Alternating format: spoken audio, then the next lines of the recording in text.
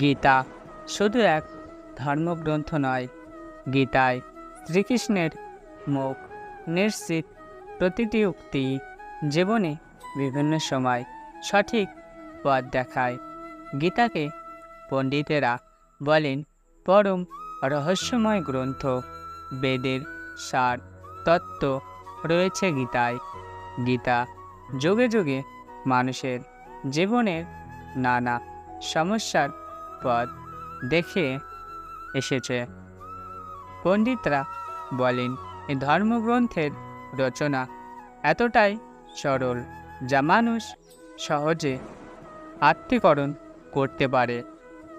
পণ্ডিতরা মনে করেন গীতা সর্বদা নতুনই থাকে। এই গ্রন্থের এক এক অধ্যায়ে এক এক রকমের বার্তা দেওয়া হয়েছে।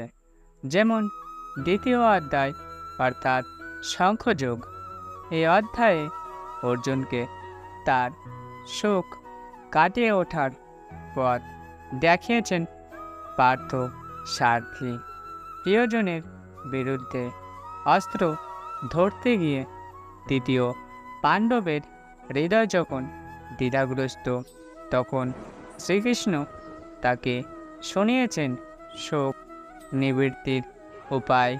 প্রিয়জন শোক ভোলার উপায় কি তা জানতে চাইলে ভগবান শ্রীকৃষ্ণ নানা উপমায় ব্যাখ্যা করেছেন। আত্মার অমরত্বের কথা।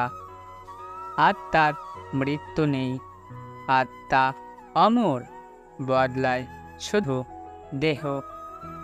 আত্মার কখনো জন্ম হয় না এবং আত্মার মৃত্যু হয় না। আত্মার অস্তিত্ব উৎপত্তি সাপেক্ষ নয়, কারণ আত্মা জন্মরহিত, আত্মা নিত্য, আত্মা সনাতন, আত্মা পুরাতন।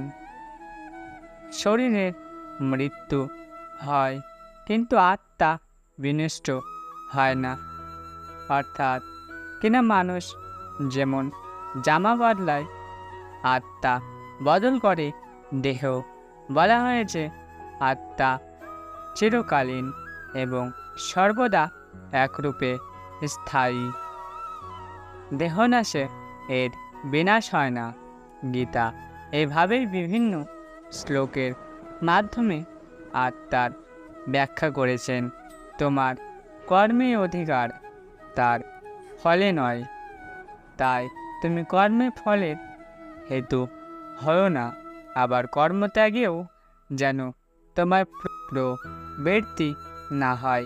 এভাবেই শোক বিহ্বল দ্বিধাগ্রস্ত পার্থক্যে জীবন দর্শন করান তার বন্ধু, তার সারথি।